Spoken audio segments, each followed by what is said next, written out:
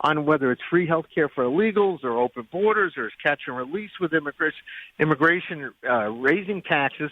And then we still got to mention the big winner because he's been getting no press at all. The big winner is Hunter Biden. Think of the contracts and think of the business he can now generate because of this.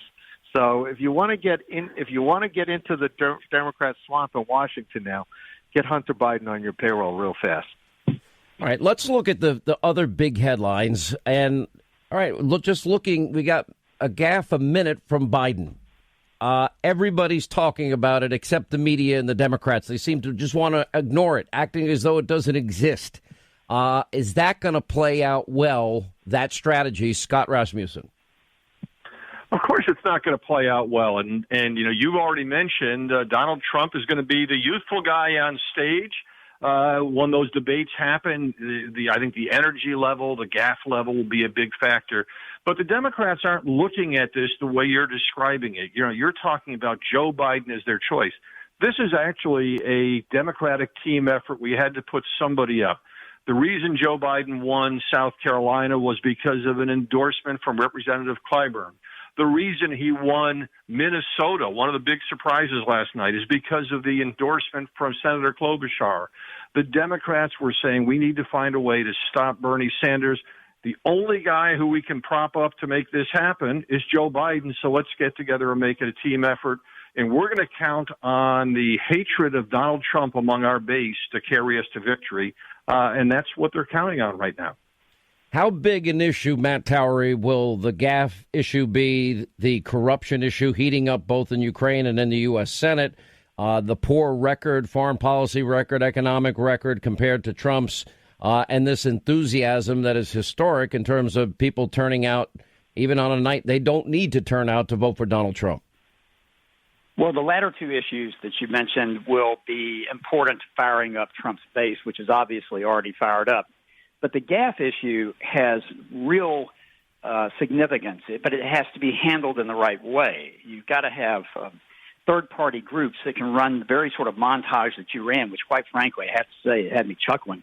I mean, it's just hard to imagine. But that's going to have to come from third parties. Now, I know the president's going to call him Sleepy Joe and this, that, and the other. I get that, and that all works. There's nothing wrong with it. But when you get down to a person truly having trouble remembering where they are, what they did, that's a real delicate issue, especially with older voters in America who often run into that same problem as we get older.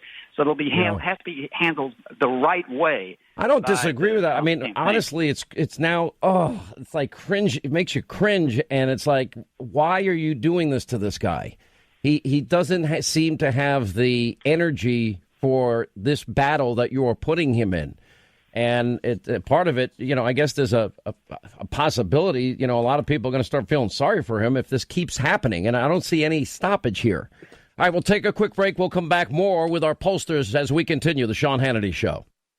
I'm Richard Blaze, and I'm a chef and restaurateur who has judged or competed on nearly every cooking show. And now I found a way to judge on a podcast. Every week on my new podcast, Food Court with Richard Blaze, I invite some of the world's most opinionated chefs, comedians, writers, and actors into my court to make their cases. Then I settle their food arguments once and for all. Think blue cheese is gross? People that like blue cheese, I think they also like the smell of their own farts. Tired of seeing cilantro everywhere? I honestly think it's a hate crime to the food people put it on. Or maybe you think cake is better than pie. You might as well be making jam. I'm not a jam maker. I'm a baker.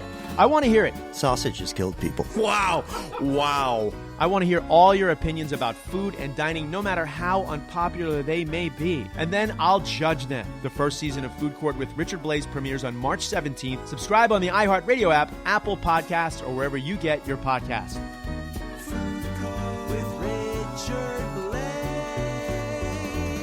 Get those runny eggs right out of my face. All right, final prediction with our pollsters, John McLaughlin and Matt Towery and Scott Rasmussen. All right, how does this end in terms of the primary? And if you had to make a prediction now, John McLaughlin, who wins in November? President Trump's going to win, but we're running like we're behind. But I will tell you, remember 4 years ago, you were with me, or you had me there with you before your show when we said to Donald Trump he was going to lose Wisconsin. the next day. And then he came back and won New York and fielded in. Well, he won Indiana next, if I believe, right? Well, it took no. There was New York, then a bunch of Northeast states, then Indiana. Indiana, we fielded when people didn't think we would, and they were talking broker convention. Here, this is going to go on for a while. Scott was right. You've got big problems between Biden and Sanders, and Sanders. All right, how does it end, though? I only have a few seconds. It ends with a weak Joe Biden, and ends with Donald Trump winning re-election. Matt Towery, how does it end? Weak Joe Biden, a strong Donald Trump, but Trump has to handle this coronavirus right. He's going to Atlanta tomorrow with the CDC. Don't praise them, kick their butt. They need to get into another gear. I'm from Atlanta, and I know. Scott Rasmussen, how does it end? It ends with Bernie Sanders giving a very petulant speech at the Democratic convention that just tears the party further apart and leads to a victory at the convention for Joe Biden and then the general election for Donald Trump. All right. Thank you all for being with us. 244 days. The ultimate jury is you, the American people. Quick break. Right back. When we come back, wide open telephones, the other news of the day, and there's a lot of it as we continue. We're in a very dire situation with Trump in the White House. The stakes are extremely high. People will lose their health care. They'll lose their rights. They're going to lose their safety net if he wins again. I wonder if Americans are aware of this, including the Trump supporters who will lose their health care. The Republicans are working to undo Obamacare every day. Yeah. And this is what you have to look forward to if Trump is back in the White House. Who needs him there? Yeah. Get him out. I need somebody who can say, here's how we put back the EPA. Here's how we put this back. Because those are things that I actually need. They're things that we all need in the country. Yeah, like oxygen, air, and clean water. Listen, people want change. I like oxygen and clean water and everything. And your health care, it's all going to go away if Donald Trump remains president. It's just a typical playbook. Predictable playbook of liberals in the media and the mob and elsewhere. This is who they are. This is what defines them. And it's sort of like the bifurcation issue all over again. The fact that Ukraine is really doing a real investigation, not prompted by Donald Trump, into Burisma Holdings and their corruption and the Bidens and quid pro quo Joe and the shakedown and fire the guy who's investigating my zero experience son being paid millions. That's an issue. It's also happening in the U.S. Senate. We have an issue. He's got a record to run on. And compared to Donald Trump's, it's not particularly a good record. We will compare and contrast those records. This enthusiasm that we see in every primary state, every caucus state for Donald Trump, people showing up in record numbers, is real. You know, the idea that we're just going to ignore this big purple elephant in the room, which is this gaffe machine that is Joe Biden. American people are not going to ignore it. It might not be. It'll be discussed probably a little bit more delicately. Look, I'm not a doctor. I'm not going to play one on radio. I have no idea. There just seems to be something dramatically off. If he had a fastball, he doesn't have it anymore. If he had a soft pitch, he doesn't seem to have it anymore. He seems like he's just, getting enough energy, go out there, make a few gaffes, say a few things, act like you're really engaged, and get back in the bus and take a nap. Doesn't seem to have the stamina, the energy that one would need to do this job. You want to know somebody that has the energy to do this job and then some would be Donald Trump. The comparison is stark. The unknown factor, which is corona, we don't know. There's a lot of fear-mongering going on out there. That is and has impacted the economy. We don't know it's an interconnected world. We have a global economy. It does matter if China's production, manufacturing shuts down, slows down. It will have a ripple effect around the world. And as we get closer, hopefully, to some type of vaccine, some type of, not quarantine, but some type of ability to contact trace, prevent further contraction of the disease. It's all going to be part of a process. And we have the best, the greatest scientists, medical experts in the world that are working on this now 24/7. There is hope that we are getting close. The president will be at the CDC tomorrow. It'll be interesting to see what goes on there. I'll ask him about all of this tonight on Hannity. But I think that this is going to be the biggest choice election in history. I don't know why, but people want to say, oh, thank goodness it's Joe, because Joe's the moderate. He's not the moderate. Okay, the guy that's going to put Beto O'Rourke, the most extreme individual in the country, to lead his administration on what would be gun confiscation. Okay, that doesn't seem to go over well. I don't think that'll go over well in Pennsylvania, Wisconsin, or Michigan. Just my guess, or Ohio. His foreign policy, okay, it's actually worse than Bernie Sanders' isolationism and, frankly, anti-Semitism. I think his foreign policy disasters culminating in the worst deal ever in the history of mankind, the attempted appeasement of radical mullahs in Iran with $150 billion in cash and other currency. He has a record with Obama, 13 million more Americans, food stamps, 8 million more poverty, lowest labor participation rate from the 70s, and that will be compared to the 8 million fewer Americans needing food stamps now since Donald Trump's been elected. The 8 million, nearly 8 million jobs that have been created. The manufacturing jobs that weren't coming back are coming back. People will compare. They'll look at the president's record, his promises that he made, and did he keep them? On tax cuts, he kept it. Ending burdensome bureaucracy, he kept that too. Getting the money to build the border wall, it's being built, worked hard, had to go backdoor, sideways, and every other way to get the money. He got it. They're building it.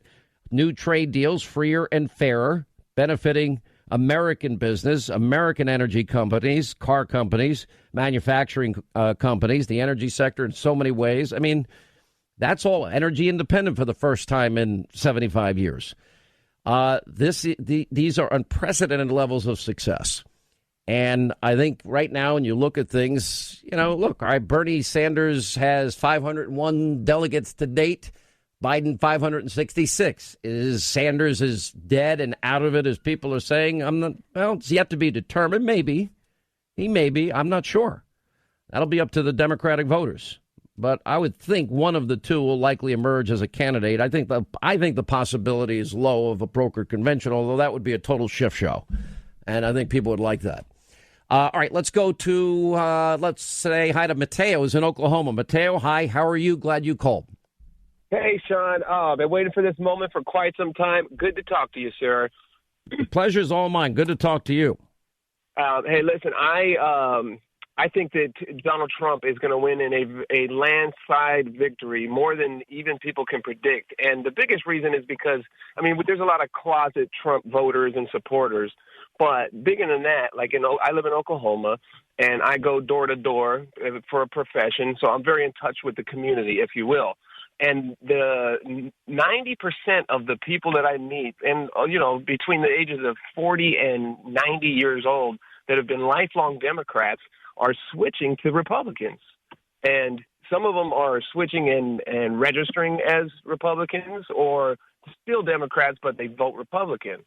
And I think that it's not just in Oklahoma, that it's nationwide. And the biggest reason, because obviously Trump is exposing the truth. And a lot of people are done watching CNN and watching other news outlets. So it's going to be the biggest victory, I think, in the history of the United States. Because listen, I don't have the ability to project. I've never, maybe I'm too involved in my profession. I get a gut sense, a gut feeling. By every historical pattern metric that we currently have, if the election's held today, the president wins by a lot. But it's always hard. You just can't assume that a Republican is going to, run the table, because that's what's needed. North Carolina, you need Ohio. No Republican has ever made it to the White House without the Buckeye State. You need Florida. We remember swinging, hanging, dimpled, pimpled 537 votes down there in 2000. Then you got to pick off Pennsylvania. Never easy. And that would also include Wisconsin and Michigan, maybe Minnesota. I'd like to see New Hampshire in play. I'd like to see Nevada in play and New Mexico in play. Arizona's pretty much a must win for the president. He starts out. I don't see high odds of him winning New York, California, New Jersey, or Illinois. So the way I approach an election is to assume that the better candidate is behind, the one you're supporting, and